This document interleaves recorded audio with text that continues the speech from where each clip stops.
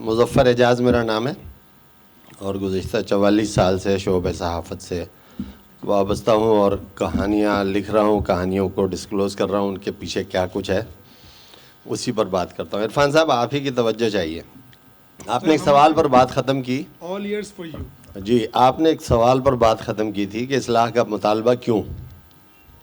تو میں یہ کہتا ہوں کہ اصلاح کا مطالبہ پہلے نہیں کیا جاتا تھا اور اب کیا جا رہا ہے۔ اس کی وجہ یہ ہے کہ اب بگاڑ پیدا کیا جا رہا ہے اور بہت قوت کے ساتھ، بڑی منصوبہ بندی کے ساتھ کیا جا رہا ہے، اور بیہودگی کا فروغ وغیرہ جو سب باتیں ہو چکی ہیں وہ ہیں۔ ایجنڈا کہانیاں آتی ہیں، بیک وقت 5 ڈرامے ایک ہی قسم کے ہوتے ہیں جس میں فیملی سسٹم کو توڑا جا رہا ہوتا ہے، اس میں خرابیاں دکھائی جا رہی ہوتی ہیں اور کوئی اچھائی تو نظر ہی نہیں آتی۔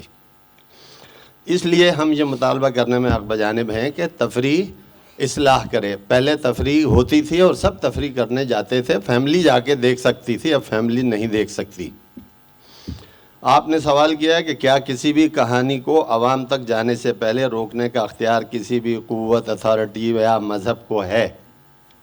تو سوال یہ ہے کہ اس پاکستان میں غالب اکثریت مسلمانوں کی ہے۔ یہاں پر کہانیاں سامنے آتی ہیں اور کہانیاں آنے کے بعد پتہ چلتا ہے کہ یہ بھی غلط تھی، یہ بھی، جب کہانی جا چکی ہوتی ہے اور نئی کہانی، ایک کہانی نویس اور ڈرامہ نویس نے بتایا، کہانی لکھی جمہوریت نہیں، بنیادی جمہوریت۔ دیکھیں بھائی، میں فوج کا نام نہیں لے رہا ہوں جنرل صاحب، اجازت ہے آپ کو؟ جی ٹھیک ہے، شکریہ۔ اس کے بعد یہی کی تو پرابلم ہے۔ اس کے بعد کی ضمانت بھی ہے نا اس ملک کے۔ اس کے بعد بتایا گیا کہ اس ملک کا مسئلہ روٹی کپڑا اور مکان ہے، اور کئی سال بعد پتہ چلا کہ ملک سے لوگوں سے یہ بھی چھن گیا۔